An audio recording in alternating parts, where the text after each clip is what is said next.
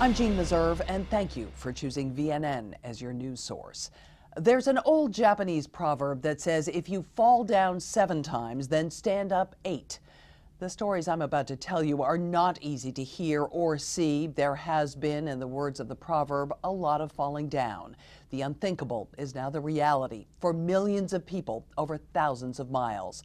But before I begin, I'd like to offer some hope that we all have a chance to stand again together. That said, as a result of Kenley and the tsunami on the east coast of the United States, in Puerto Rico and on surrounding islands, there is one word that you hear over and over again: devastation. Today, the death toll from Hurricane Kenley continues to rise. Communities that had been isolated because of flooding and road damage have now been reached, and as they have, the tally of the dead has risen to 9,320, and that is from the hurricane alone. When you add deaths caused by the earthquake and tsunami in the southeastern U.S., Puerto Rico, the U.S. Virgin Islands, the Dominican Republic, and other Caribbean islands, the number of lives lost skyrockets to an almost unfathomable 27,000, with 70,000 people still missing. Along the southeast coast of the U.S., the government is mounting large-scale search and rescue efforts, but it continues to be difficult or impossible to reach some communities because of the scope of the damage to roads, bridges, and tunnels. The North Carolina governor's office confirms that the Outer Banks of his state remain largely isolated. The only way to reach them is by small boat. Heavy flooding and a literal shift of the islands during the tsunami has made it impossible thus far to assess damage or to begin search and rescue. Nearly 8,000 residents chose not to evacuate. We have heard reports of unorganized citizen search and rescue efforts to find the missing. It's a challenge. It can also be extremely dangerous because of damaged buildings and downed power lines.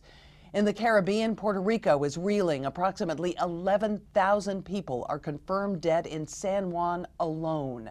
There are at least 15,000 people unaccounted for, assumed trapped in rubble from toppled buildings. There are similar numbers of missing being reported in the U.S. Virgin Islands and Dominican Republic. Puerto Rico is largely cut off. Inspections of the San Juan airport today revealed serious structural damage to every single runway. It's not clear when planes will be able to fly in and out, and that will hamper relief efforts. In addition, huge piles of debris from the tsunami have made ports and harbors impossible for large boats or ships to navigate. In San Juan, as in the Outer Banks, we have reports of local informal search and rescue efforts. Citizens are desperate to try and find and free people trapped in the rubble. They know that time is of the essence, but officials warn that most people are not trained to undertake this kind of dangerous work and could end up casualties themselves. I'm joined by VNN field reporter Jane Hansen in Port Harbor, North Carolina, and Rafael Mendoza joining us via satellite from San Juan. To Jane first. Jane, can you tell us where you are and how did you manage to get there? Well, Jean, I'm in what's left of a gas station that used to be the last stop before you'd cross the Wright Memorial Bridge over to the Outer Banks. That bridge and all others leading to the Outer Banks are gone. I got here by powerboat on a river. This river used to be Highway 158 here in eastern Carolina. That should say it all. It certainly does, Jane. And in your journey from Norfolk down to Point Harbor, did you see or hear of efforts to locate the missing? I can tell you that the area is so vast that my report is limited to a narrow window of time and our sight lines from the trip. But we only came across 2 federally organized search and rescue operations and 1 local police and fire effort during the journey down.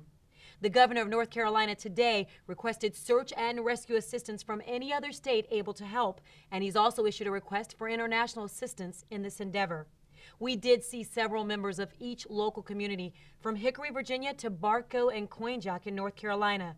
People out on boats, patrolling and looking for survivors house by house in homes that were left standing. Also, we came across a home with a white bedsheet draped from the chimney in Jarvisburg, North Carolina, and brought 3 members of a family on board our boat. We treated them for minor injuries with our first aid kit. And we've contacted the nearest search and rescue task force in Virginia Beach via satellite phone for information on what our next steps should be in assisting this family. Now, they're in no need or any condition to be interviewed at this time, but just based on what I've seen, I'd say that there have to be hundreds, if not thousands, of situations like this in our vicinity. So, Jane, it sounds like local people are, at least at this point, augmenting the federal search and rescue effort. I know from years of reporting on disasters that this can be really dangerous work, even for trained professionals. Can you provide some firsthand insight on this, Jane? Well, Jean, it's dangerous work for sure. We nearly tipped the boat over bringing our 3 survivors on board. And the water is not clear, so in trying to reach the house, we scraped submerged objects and debris and nearly got ourselves stranded a few times. I can't imagine how needs in the larger area from Florida on up are going to be addressed in time to save lives. I think that we're going to have to rely on the people and organizations who are in those areas to find ways of safely helping. Maybe there are companies that can share equipment to aid the search efforts. It seems to me that if we're going to have any hope of saving these people, it's critical for those on the ground to come up with innovative and safe ways to assist. Thank you, Jane. And if you have ideas on how to help search and rescue efforts, please share them with us on our website, VNN.com. In the meantime, best of luck with your journey back to Norfolk, Jane. Our thoughts and prayers are with you and for everyone on board. And let's go live now to Rafael Mendoza in San Juan, Puerto Rico. Rafael, we've been using your cell phone videos and images you've been texting to show people what it looks like in Puerto Rico right now. But can you tell us what's happening there, please? Thanks, Gene.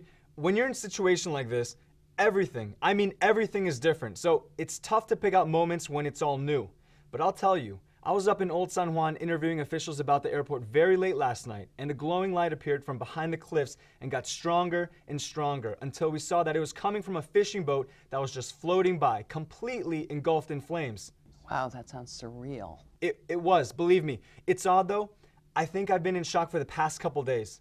And when I saw that fire last night, it reminded me that growing up here on the other side of the island, I was a volunteer fireman, and that's a valuable asset for the search and rescue teams they are establishing. So I signed up. You know, I obviously don't have much spare time here, but I feel like I have to use that time to help out. Rafael, thanks for sharing the story, and thanks to you and to Jane and her crew for volunteering. All of you, please stay safe there. Thank you, Gene. And when we come back from the break, we'll have a live report from Ridge, New York, out on the eastern end of Long Island. There, a woman named Dottie McSherry has been reunited with her toddler grandson, who has been missing since the storm surge hit 6 days ago.